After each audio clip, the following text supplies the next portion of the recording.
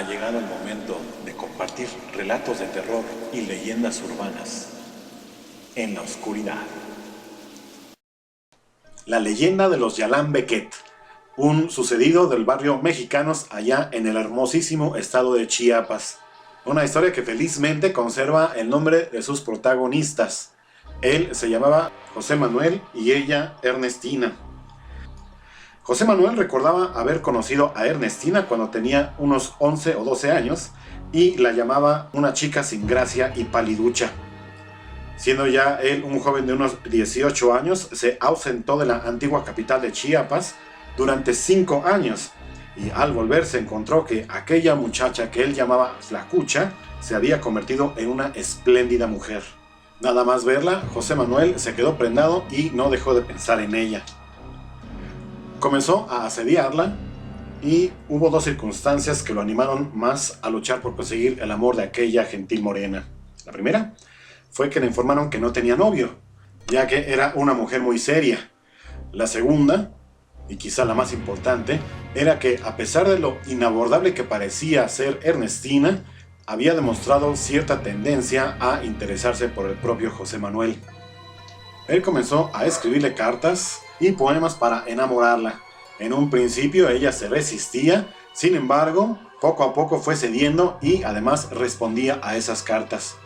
Tras algunos meses, finalmente, José Manuel se animó a invitarla a los bailes y ella fue aceptando, aunque claro, siempre iban acompañados de algún adulto. En uno de esos bailes, el joven se animó a declararle su amor, ella dijo que sí y la fecha de la boda fue fijada. Una noche, ya en altas horas, José Manuel se encontraba en el lecho conyugal, pero estaba despierto. En cierto momento se dio cuenta de que su esposa se iba lentamente separando de él, después se sentaba en la cama y en forma por demás silenciosa salía de su habitación para caminar a la que estaba junto a la de ellos. Intrigado por aquello, se interesó en el hecho y también, sin encender la luz y en forma muy cuidadosa, caminó hacia esa siguiente pieza. Ernestina, ya en esa recámara, que daba a un muy bonito y cuidado jardín, había abierto la ventana a la que nunca le habían puesto reja de protección y José Manuel pudo ver claramente a su bella esposa, quien se detenía precisamente en el centro de la habitación y enseguida oyó que decía: Yalán Bequet, Yalán Bequet, palabras que en lengua tzotzil significan baja carne, baja carne.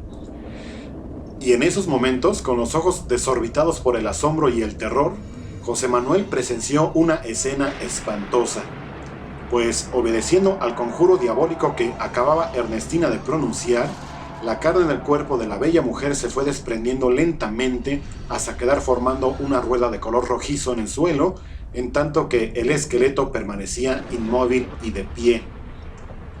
Los instantes de horror continuaron cuando pudo ver que aquel esqueleto, lanzándose hacia la ventana, pareció salir volando, seguido de un inconfundible ruido de chocar de huesos, cuyo rumor se fue apagando unos segundos después.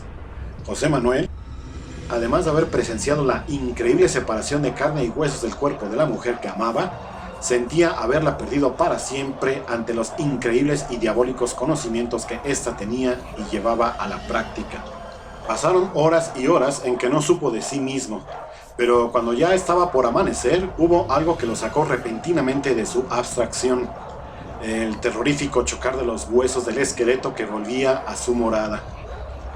Inmediatamente se puso de pie y, ocultándose detrás de la cortina, espió la llegada de la osamenta que buscaba la carne que horas antes se le había desprendido al conjuro de aquellas palabras satánicas. Y con el mismo asombro y espanto que anteriormente sufriera, contempló al esqueleto que, pasando por la ventana abierta, fue directamente a posarse en medio de la carne que yacía inmóvil.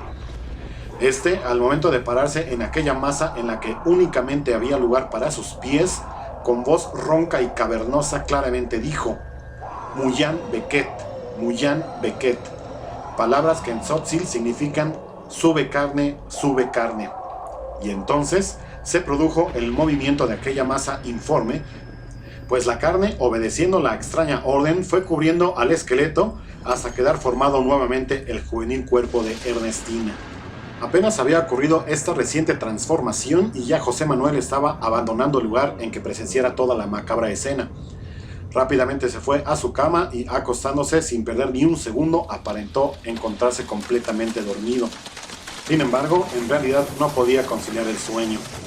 En cada instante se le representaba la carne que iba bajando para dejar descubierto el espantoso esqueleto, que inmediatamente después saldría por los aires con aquel estremecedor entrechocar de huesos. No podía conciliar el sueño ni un momento. Esas horas despierto, sin embargo, le ayudaron a tener una idea. Al día siguiente iría a la morada de su padrino, antiguo y gran amigo de su padre, y que además era afamado por sus grandes conocimientos. Así lo hizo. El hombre, al ver llegar a su ahijado, notó en su expresión que algo realmente malo pasaba. Rápidamente lo acompañó hasta uno de los salones de la casa y ahí el joven se desahogó platicándole exactamente lo que había pasado.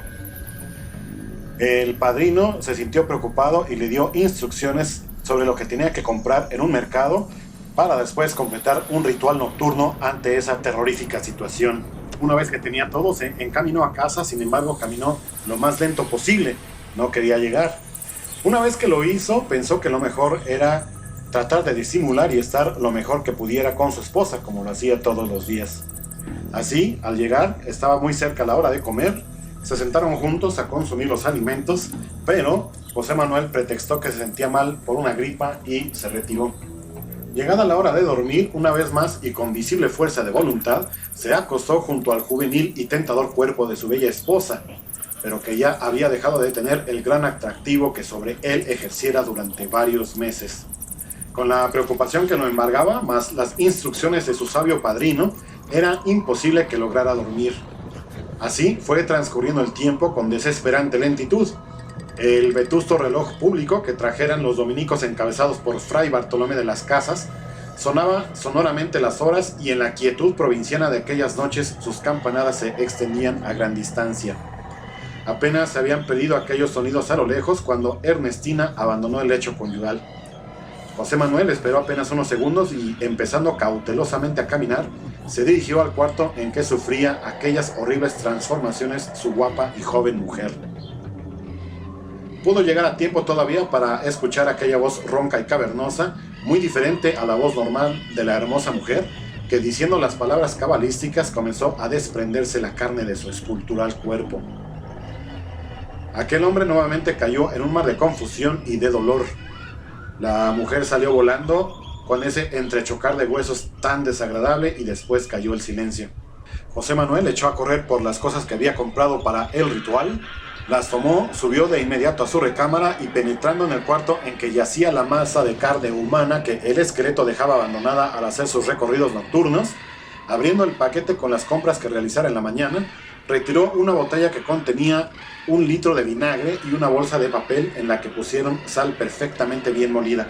Procedió a seguir las instrucciones de su padrino, derramando sobre aquella carne embrujada todo el vinagre y, sin detenerse, le fue echando a continuación la sal, teniendo el cuidado de esparcirla en forma más o menos uniforme. Acto continuo se fue retirando a su acostumbrado lugar detrás de la cortina del cuarto inmediato. Esperó impacientemente el resultado.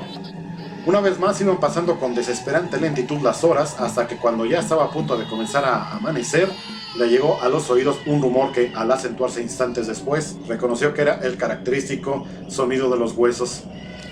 Llegó el esqueleto y fue a ponerse de pie en medio del círculo de carne, y al mismo momento la voz cavernosa que brota de las descarnadas mandíbulas pronunció las palabras cabalísticas Muyan Beket, Muyan Beket. Pero ya en esta ocasión la carne no se movió. Pero a pesar de eso, nuevamente de las mandíbulas del cráneo brotaron las palabras imperativas Muyan Beket, Muyan Beket. Era totalmente inútil. El conjuro satánico no sería jamás obedecido. Y como estaba por amanecer, el esqueleto no esperó más, pues con una ronca y amenazadora carcajada se alejó volando hacia lo desconocido. José Manuel no supo explicar la ausencia de su esposa a partir de ese día. Realmente no podía hablar de lo que había visto. Sin embargo, fue su padrino quien dio a conocer al pueblo todo este sucedido y que lo convirtió en una leyenda del estado de Chiapas.